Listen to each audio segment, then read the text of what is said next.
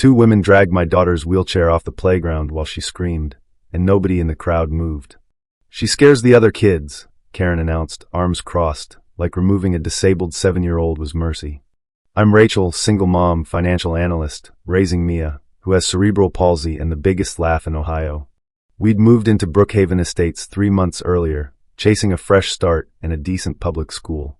Karen Whitfield ran the HOA like a monarchy, feared for finding lawn heights and unapproved mailbox colors.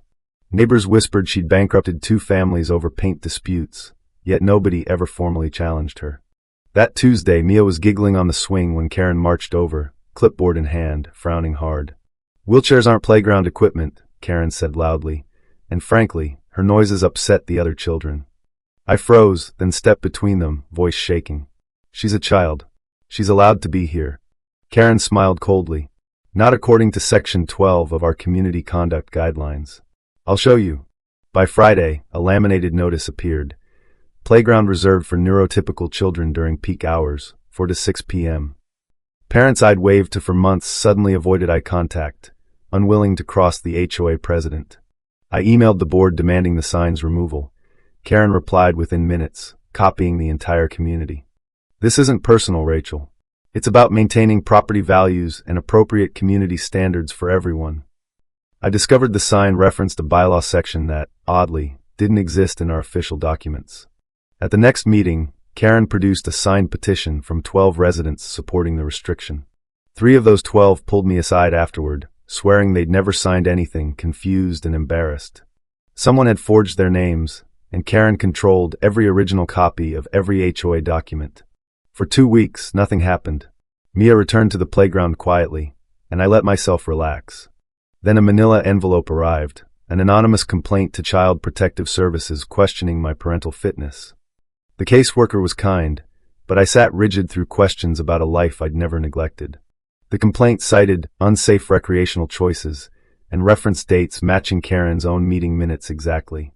I requested camera footage from the clubhouse, the one Karen insisted on installing for everyone's safety. The property manager, nervous, admitted Karen alone held admin access and had deleted several days' footage.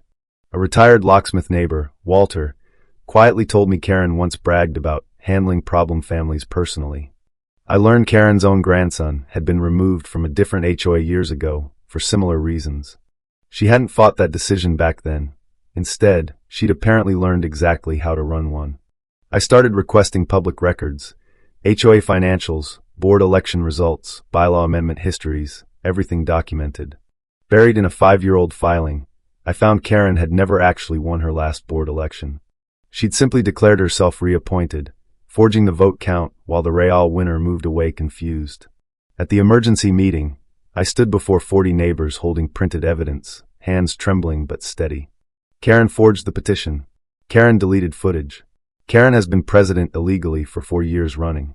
Karen laughed, dismissive, until Walter stepped forward with recordings of her handling comment from months back. The forged election paperwork matched her handwriting exactly, confirmed by 3 residents who'd known her decades. A woman I'd never met stood up. "She did this to my son too." I was scared.